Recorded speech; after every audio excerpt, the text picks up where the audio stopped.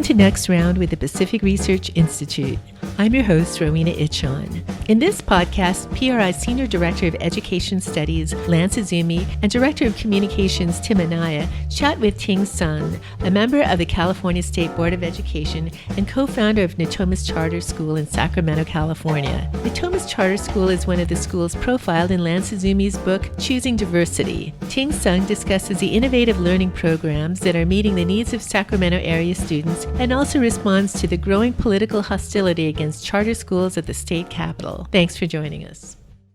Well, Ting, tell us about your background. Where are you from? Where did you go to school? And why did you decide to get into education? So I'm actually a first-generation immigrant. I immigrated to this country with my family when I was 5 years old. So that coincided with my entree into kindergarten here in the United States. I came in not speaking a word of English. And back in those days, in the mid-late 70s, there was actually no ESL programs at all. So I basically sat in the back of all these classes until I was in third grade when I actually figured out finally how to read. So I didn't actually learn my alphabets and learn how to read until I was in third grade. And I will tell you that once I learned those alphabets, it was like turning on a spigot. And that's what transformed my education at that point in my life. And interestingly enough, as a result of that, by the time I was in fifth grade, it was the bicentennial of the United States, and there was a school-wide contest that was called What America Means to Me. And I actually won that contest, and I won that contest regionally as well. So I always felt that was kind of an ironic spin to my education that within a couple of years of actually, once I learned how to read, I won this regional writing contest. And so for me, that was symbolic of what public education can mean for someone like me in the United States. And so why did I go into education? Is really to give back, and that is to work with students who was like myself, who didn't meet the typical profile, if you will, and to serve them so that they can have the same kind of opportunities that I think we want all of our students to have. Terrific. I actually graduated from high school in the bicentennial year. Yeah, so I was a 1976 graduate of Gardena High School down in the LA area, and all of us graduates that year got bicentennial medals around our necks for graduating. So that was really a cool thing. And I think I still have that medal at home at my mom and dad's place. So that's terrific that you got into education to give back, given your background and that experience you had. So when you got into the regular public schools, and I imagine that you started to teach, what were your experiences there? And what were those kind of formative initial years like when you started to be a professional in education? So I attended public schools all of my life moving forward. And so I was super excited to start my teaching career. And I did start in a traditional middle school, junior high at the time. And I was naive and young, and I wanted to jump in there. And my experience was pretty good. I think that I had some really good older mentors who helped and supported me. I got my teaching credential from Stanford University, my master's from Stanford. So I went in there with a lot of great ideas. And I think one of the challenges I ran into was right smack into the resources that are limited within public school system and the diversity of students and their different skill levels. That was my experience in a traditional public school. So seeing some of the barriers within that system was what actually prompted me and another teacher to start a charter school, because we felt that we needed to get some of these students out into the community. We wanted to be able to provide them with technology. We wanted them to get some real life learning experiences. And those things were very limited within the public school system. And so we took this charter opportunity to be able to do something really different and unique. You are one of the charter school pioneers in California, and I've always thought of you as actually not just a charter school pioneer, but one of California's education jewels, really. And when did you first become aware of charter schools as and then at that you could actually take advantage of that and actually create your own charter school? And when you were taking that leap and starting Natomas Charter charter school. What was your initial vision for the school itself? Well, thank you for those kind words. So interestingly enough, back in the days when the charter law first came into effect, we didn't have the contention that we sometimes see today. And the way that I actually learned about a charter school was through a district superintendent. At the time in my district, the charter law came in effect, and our superintendent, General Davey, at the time in our district, actually sent out his associate superintendents to the different sites to talk about the charter law. And he was actually seeking people who might want to start a charter school and to do something innovative within as part of the mission of the charter law. And so I was actually after school one day walking by, and I saw one of the associate superintendents presenting information on chartering, and I stood in there and listened to it for a little bit, and I thought, oh, that's way too much work. And then I listened some more, and then I started talking with one of my co-teachers, and then as a result of that, we said, hey, it's about time, instead of griping in the lunchroom with other teachers, let's actually put our money where our mouth is, and actually let's put some work into this and design this. And again, it was around designing something different and innovative for middle school students. For our listeners, could you describe, what is a charter school? And, what in those early days, what was it like getting your charter school literally off the ground from scratch? Because you didn't have a lot of role models to copy. It was you were going to be the role model for everybody else to copy. So, what was it like, being that type of pioneer in those early days? We really were making things up as we went, and we were very lucky to have the support of the superintendent at the time. I don't think we would have been able to do it. We were very young, naive teachers and I think actually it was good that we were young and naive. I think that was really, we didn't see the barriers, we didn't see the challenges, we just saw opportunities at the time. And so it was about making our vision come true. The charter law, I don't know if you knew this, was a license to dream. And that was a phrase that we really kept to our hearts. And we knew that as long as we were working towards betterment and impacting students in a positive way, that it would work out. We did have a lot of support. I will say we would not have gotten it started if it weren't for that very supportive superintendent initially. I include Natomas Charter School in a chapter in my new book, Choosing Diversity, which profiles 13 different successful charter schools from around the country. And in my book, I call Natomas Charter School Diversity Within Diversity, because the school is actually made up of 5 very different academies. So could you tell us about these 5 academies that operate under your one umbrella of Natomas Charter School? Yeah, we have always believed that chartering was an opportunity to create opportunities that don't exist within the traditional system. And so as a result of that, we created these 5 academies, and they grew fairly organically. They came out of needs, or what we saw wasn't occurring or wasn't happening in a traditional system. So the first one was our middle school academy, and that was a result of my experience in middle school along with the other co-founder Charlie Leo. And we just thought that that middle school students needed more hands-on education, and to get them more connected to the outside world and the outside community, and to utilize technology, etc. So that's a leading edge program, and it still exists today, 6th through 8th grade, and it's a core integrated middle school program. Then our next program is a homeschool support academy called Pact Academy, and that came out of some teachers at the elementary level who wanted to work more closely with the parents, and they felt that they could design a program that best supports elementary students if they had a partnership with the parents. And so that's how Pact came about. Then we saw that the arts were declining at the time.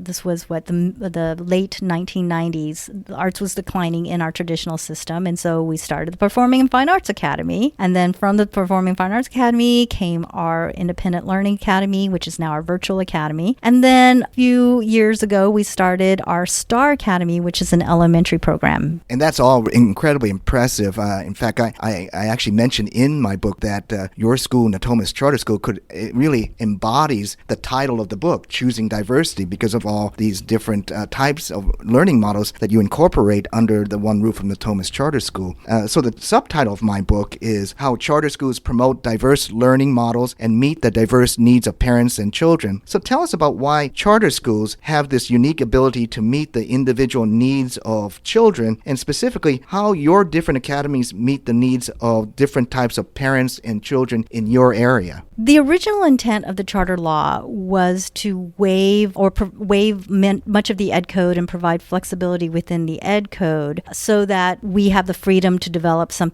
and create something unique. But I will tell you that I don't think that has been really what has been the success of charter schools. It is more around the ability to feel ownership in the program that you design. We don't utilize the quote flexibility of chartering as much as folks think that we do. It is being able to be more closely tied to your community, being responsive to the students in a very different way, and it is building partnerships with parents so that we're all feel like we are in it together. And I think that's really what makes charter schools unique and be able to best serve students more than any of the flexibility in the law. Yeah, I think that's right.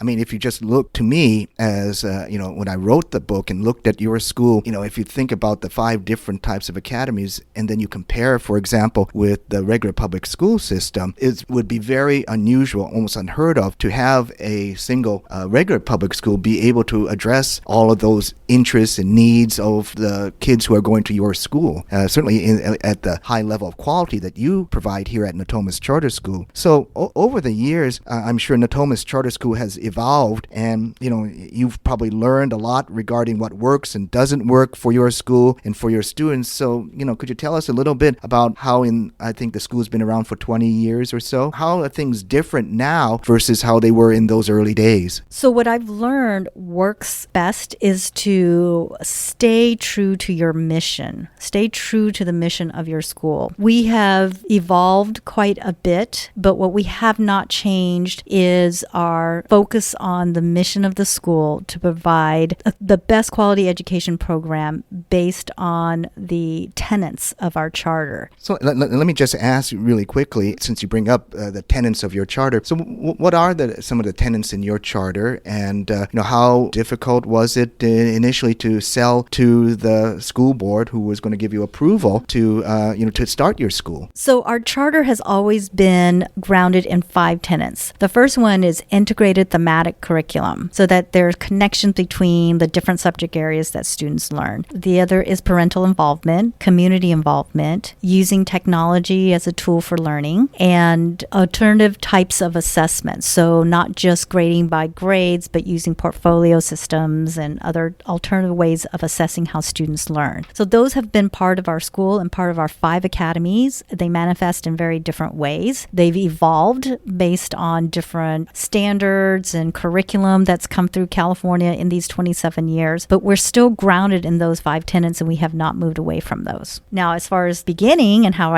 we convince them, people in education in general is not an institution that likes change. It is actually more about conformity than it is about change. And so convincing folks to take risks and to do something different is very, very difficult. It was hard. And I will tell you that some of those teachers who were my mentors were the worst naysayers. And in fact, what's so funny, it's funny you brought this up. At this graduation we just had last week, a very, very old colleague of mine who's been retired now for many years, but was a colleague of mine from the very beginning of the charter school. She actually came up to me and she reintroduced herself. And I said, "Oh, hey, it's great to see you." And she said, "I have to tell you something. When you and Charlie started the school, we said, that's never going to last. And here I am at your graduation, watching your students promote 25 years later, and I am so proud of you." So to me, that was a great cap on my career, that somebody from the old days has come back all these years and said to me, "I didn't think you guys could do it, and I didn't believe that, but look what you've done." Well, I had the great pleasure. You invited me a couple of weeks ago to speak at Natomas Charter School for your Faculty Day professional development, and had a chance to speak to your faculty, and it was really impressive, especially the veteran teachers who have seen a lot, that how committed they are to this school, and that that vision that you talked about has, kept them motivated year after year after year. And, they've produced some of the best performing students here in the area. In my book, I actually interviewed, and you talked about the issue of taking risks. The school took risks when you first got the school chartered. Both the faculty and the students also take risks too. And I interviewed a student named Allie for my book, and she's recently graduated from the Performing and Fine Arts Academy here at Natomas Charter School. And she told me, I learned so much, and I loved the classes I took here at Natomas Charter School, and I loved the person I've come to be. And that to me was a very powerful and poignant interview, probably one of the most powerful, I think, in my entire book. So tell me about some of the memorable student stories that have most affected you in all the years that you've led Natomas Charter School. Gosh, it's really hard to come down to one or two because there's so many students that I can think of that I'm connected to on Facebook, or I see them in the community and I hear how they are doing. And what is nice about being such an old charter school is now we have students who are in their 40s and who are actually have students who now attend the school. So we're on our second generation of students who come back and attend. And I think that is a testament to how successful we've been when the students who have attended our school want their children to come back and attend the school. Yeah, I can't think of any greater testimony to your success than that your alumni want to send their kids here to this school. So, I mean, we've talked a lot about the great things that are happening at Natomas Charter School, the impact of the school's had on both teachers and faculty, teachers and students. But, realistically, these are some challenging times for charter schools. Now that you're retiring as the Executive Director of Natomas Charter School, what do you see on the horizon for charter schools in California and nationally as well, given the fact that you've also been involved with, policy making at a very high level? Yes, these are very challenging times for charter schools. And we've survived challenging times in the past as well. It is, as I said, the traditional public school system is an institution that does not like change. And ultimately, it wants to draw anything that is different back into its traditional system. And I feel like the charter movement has always been about trying to pull out of that and move out of that. And I think we have been very successful. Just look at our students and our graduates and our information and our data, that we have added value to the system. I will say that if we have done our job right, we should disappear back into the system. If we can truly provide diverse options within the public school system, and we can do that without chartering, then that's great. We don't have to have charter schools. I don't think we've achieved that yet. And so until that time, I do think that there is room for charters and chartering, and I think there's a need for charters and chartering. So it is unclear what it's going to look like, but I don't think our work is done. And because our work isn't done, I think we need to preserve the right to have students attend charter options. I couldn't agree with you more. I know that for years and years, one of the arguments in favor of charter schools is that when they are successful, and oftentimes they are, they would provide a model for the regular public schools to follow. And so that, yes, Natomas Charter School is doing well, but if they are, then the schools not only in the vicinity, but around California and around the nation could look and copy what's going on here. Unfortunately, too often, the regular public schools, in my view, have looked at the great performance at a charter school as being the nail that sticks up. And so instead of trying to copy it, they want to hit that nail down. And so, until we come to that point where, as you say, if all those great things that are being done at charter schools can be done at the regular public schools, and they've incorporated that, then that would be terrific. But yes, we haven't reached that time yet. And given the fact that there's so many kids who want to come to charter schools, certainly the really good ones around California and around the country, there's still an important role for charters in the education landscape. So, given that, is there anything else that, you wanted to add about, your experiences? You've had an incredible career, Ting, and, done so many great and interesting things. Anything else you'd like to add? As I'm going to ending my career here, I'm just feeling such a great sense of appreciation for the opportunities I've had through the charter schools movement, and to be a teacher who had that ability and the options and opportunity to be able to start her own school. I mean, who gets that, right? And I do think that we do need to provide individuals who have that passion and the vision to be able to continue to do that. So I feel very privileged in my life that I've had that opportunity, that I've had the opportunity to serve on both the California Commission on Teacher Credentialing and the State Board of Education, and to have been involved in education at all of these levels, from the classroom up to the board policy level. And I will continue to watch and see where education goes, and continue to fight for best options for students, because I think that is what we need. Thanks, Ting. I mean, I know that sometimes those of us who have been fighting for education reform in California sometimes despair a bit from time to time, given some of the things that come up in Sacramento. But the fact that, you're currently fighting to continue those reforms and those options for parents and students from your position on the State Board of Education certainly gives hope and encouragement for all of us who will continue to fight along with you. And so we thank you for all you've done. To close our podcast, we usually ask our guests we step away from whatever they're talking about in terms of policy, but to give us their recommendation for their most favorite and most enjoyed adult beverage. So do you have something that you especially like, on your dinner table? Goodness, I'm very boring. I think. Gosh, I'm very boring, and I don't drink a lot of alcohol. So I think it's summer, so a good margarita is good every once in a while. Well, however boring you think you may be, you're not as boring as me, because I don't drink at all. So, PRI just did a map, which showed all of the different wineries and breweries recommended by our podcast guests. I didn't have a recommendation, so I had to my contribution to that map was, I think, a root beer distillery or something like that manufacturer. So, so don't worry, you cannot be as boring as I am. So thanks, Ting, so much for, again, all that you've done, and thank you for being a guest on our podcast here at the Pacific Research Institute. Special thanks to our guest Ting Sun. And if you're interested in reading more about charter schools and Lance Izumi's book, Choosing Diversity, go to our website at pacificresearch.org. If you haven't signed up for the joint PRI Claremont Institute 40th anniversary cruise, there are still cabins left. The Mediterranean cruise starts in Barcelona with stops in Monte Carlo, Florence, Mallorca, and Rome. And at the end of the cruise, there's going to be a special tour of the Vatican. So for more information, go to ci-pri.com. If you like this episode, please tell your friends and subscribe to PRI's podcast at iTunes, Google Play, Stitcher, or TuneIn. And please do us a favor and give us 5 stars. You can also listen to our podcast on PRI's YouTube page, youtube.com/Pacific Research 1. That's the number 1. Thanks for listening. I'm Rowena Ichon. We hope you'll come back again for Next Round with PRI.